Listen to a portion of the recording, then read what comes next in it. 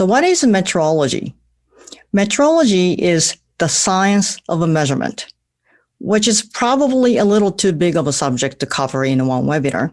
So today we're going to focus on industrial metrology. Industrial metrology is the application of measurement to manufacturing and other processes. And roughly speaking, there are two types of measurements. One is just a normal measurement, and the other one is geometrical dimensioning and tolerancing, or GD&T.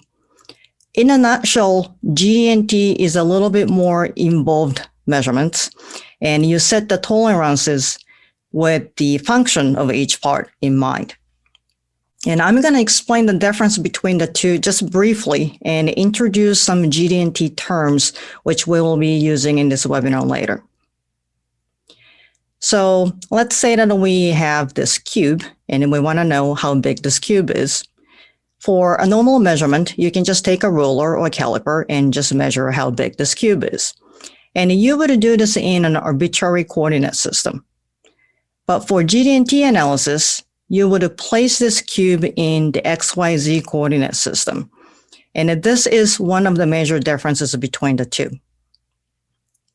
Or you might want to know how big the cylinder is. And again, for a normal measurement, you can just pick one point and measure how big this diameter is. But for GD&T analysis, you would be measuring multiple points on this surface so that you know the best fit diameter or radius and its variance. You will know the maximum and the minimum of those values too. And you do this in the XYZ coordinate system, so you will know the location of the cylinder and the variation of the location as well.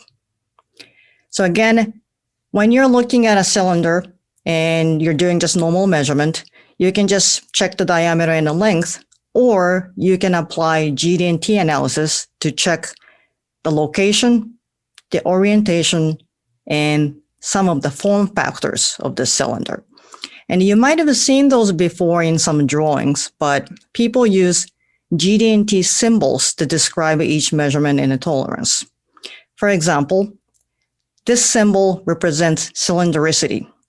This parameter is about how close the cylinder is to a true cylinder. If you're looking at a flat plane, you might want to know the flatness. For the orientations, you might want to check the perpendicularity or parallelism. And for the location, you can check concentricity or position.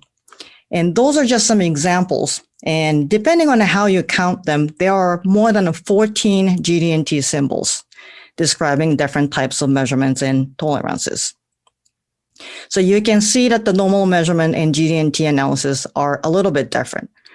But the important point I should have mentioned here is that you can do them both using X-ray CT.